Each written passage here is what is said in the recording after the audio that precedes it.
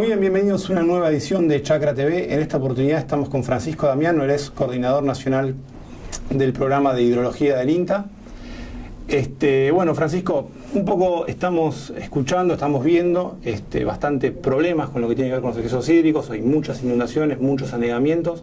Contame un poco cuál es la situación actual a nivel país.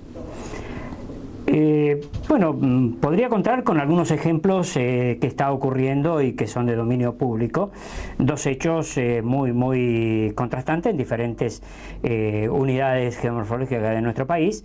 Uno es en lo que es la zona deprimida del Salado, en el cual en agosto, septiembre del 2014, los partidos hacia la bahía de San Borombón, en este caso Ayacucho, estaban prácticamente con un grave problema de inundación, los cuales con muerte de animales y con un componente social muy atento a la problemática que tenían en su partido. Y en posiciones superiores a lo que es la zona deprimida del Salado, todo lo que es el sistema de Tandilia, Tandil y Olavarría, estaban en condiciones normales, los cuales había un fuerte conflicto de que las aguas derivadas de las serranías afectaban en este caso al partido de Ayacucho y partidos aledaños, los cuales había una fuerte disputa en los mismos productores entre una zona y la otra, la que recibe los escurrimientos con salida al Atlántico. Hoy recorriendo Ayacucho vemos que Ayacucho no tiene problemas de anegamiento, o sea que indudablemente en 4 o 5 meses la situación se revirtió, pero ocurre que en la parte positiva, o sea, hacia la serranía, hoy en Tandil le están pidiendo que llueva porque no tienen, los cultivos están afectados. Lo mismo ocurre en Olavarría, o sea que el contraste, ¿no? El contraste entre una situación, en un momento dado los partidos estaban con anegamiento y otros estaban por su posición positiva en el relieve sin problema de anegamiento, porque derivaban los escurrimientos hacia la parte inferior, y hoy se invierte la situación, así que tanto la gente de Tandil como de Olavarría están esperando que las condiciones mejoren, las condiciones de lluvia para la zona, para su sistema de producción, de los cuales son zonas mayoritariamente bajo agricultura en este momento.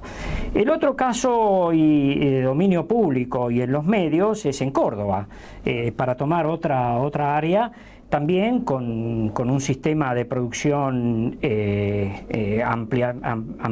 ampliación de las áreas productivas hacia lugares más frágiles, lo cual eso hace que tengan un riesgo mayor. Y simplemente remarcar lo que es las condiciones climáticas, o en este caso la variabilidad climática, que es interanual o en el mismo año, o sea, inundación y sequía pueden ocurrir en el mismo año. Podemos decir históricamente, en estos últimos 4 o 5 años, en Córdoba, en el sur de Córdoba, en el 2011 sufrió una fuerte sequía, de los cuales con pérdida de cultivos de verano. 2011-2012, 2012-2013 sufre una inundación, estamos hablando del sur de Córdoba, y hoy, 2014-2015, tenemos el problema en el norte, con excedente en el norte de Córdoba, con un gran impacto social porque se ha visto afectado no solamente la parte rural, sino también la parte urbana y estructural, en este caso caminos y puentes, demás. O sea que dos hechos claramente identificados que en el corto tiempo se ven afectados en diferentes momentos por esto de las condiciones climáticas, que indudablemente no podemos intervenir sobre ellas. ¿Cuáles serían, desde tu punto de vista, acciones en cuanto a lo que tiene que ver desde el punto de vista, por supuesto, humano, porque como decís vos, no podemos cambiar lo que está pasando, pero digo, ¿vos creés que, por ejemplo, desde el punto de vista de obras de infraestructura, un punto de vista estatal, se debería trabajar en lo que tiene que ver con obras de drenaje o hasta obras de contención para suplir? Algunos a veces se acuerdan de lo de Florentina Medino, de bueno, juntemos el agua para los años que vienen malos, y a su vez, ¿qué recomendación darías vos ya a un manejo de campo, un manejo de productor? Sí, bien, Técnicas hay, en este caso, para ilustrarlas, tenemos las prácticas no estructurales, en este caso, que son todas aquellas referidas a prácticas culturales y vegetativas. En eso el cultivo o el vegetal tiene un fuerte componente en eso, y también el sistema de producción, en este caso a través de la siembra directa.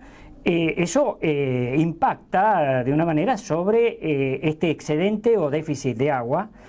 Esa sería una de las medidas no estructurales, los cuales pero no es suficiente, no es con prácticas no estructurales que están más enfocadas a la demanda. Claro. En cuanto a la demanda, está referida a cuánto producimos por gota de agua. Entonces, allí es lo que es producir la eficiencia del uso del agua para transformarla en materia seca, que es como se produce. El otro componente para estos eventos así, llamémosles extraordinarios o de eventos regulares con cierto excedente de agua, están los que son las prácticas de conservación, o sea, las prácticas de sistematización, de los cuales el principio básico de conservación es quitarle velocidad al agua en su recorrido, permitirle un mayor tiempo para que esa agua infiltre. Por supuesto, no toda podemos contener. Entonces, para eso existen lo que se llaman las obras de sistematización, terrazas, canales, badenes derivadores, a través de cultivos en franjas, sí, también, que ayudan a contener ese excedente de agua hasta un cierto límite, por supuesto. Eventos tan extraordinarios de 200, 300 milímetros en un día es imposible a través de estas prácticas controlar eso. Pero sí podemos controlar eventos más regulares en el tiempo.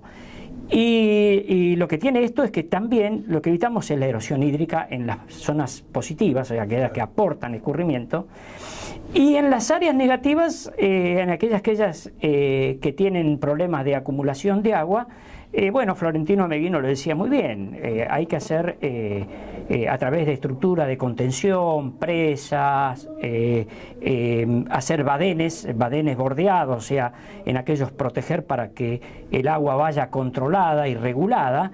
Y la base de todo esto es retardar los escurrimientos de las zonas positivas hacia las negativas, darle tiempo a ese volumen de agua a que en el tiempo llegue desfasado. Claro.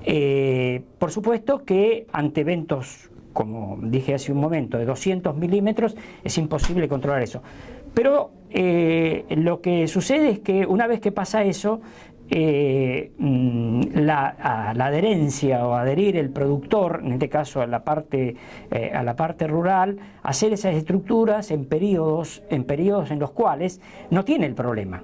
O sea que las obras, generalmente se hacen obras y allí se comete el error de canalizar, derivar el agua hacia donde cree que puede sacársela de su entorno, y todo eso genera un gran caos que lo vemos a diario cuando recorremos provincias como la provincia de Buenos Aires, en los cuales muchas de las estructuras de caminos son utilizadas como canales a cielo abierto, y en los cuales la anarquía y el desorden, eso es muy difícil identificar luego ese manejo de hacerlo sistematizado y ordenado.